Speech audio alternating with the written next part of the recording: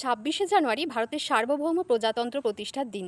১৯৫০ সালের এই দিনেই আমাদের ভারতীয় সংবিধান কার্যকর হয়ে গড়ে ওঠে পৃথিবীর বৃহত্তম গণতন্ত্র।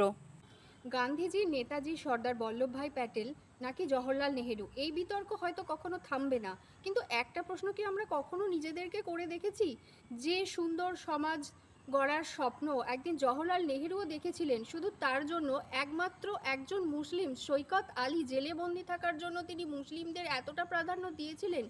আজকের সমাজে দাঁড়িয়ে আমরা কিন্তু সেই হিন্দু মুসলমান লড়াই নিয়ে ব্যস্ত। সত্যি কি সেই ব্যাপারটাতে তিনি খুব ভুল ছিলেন?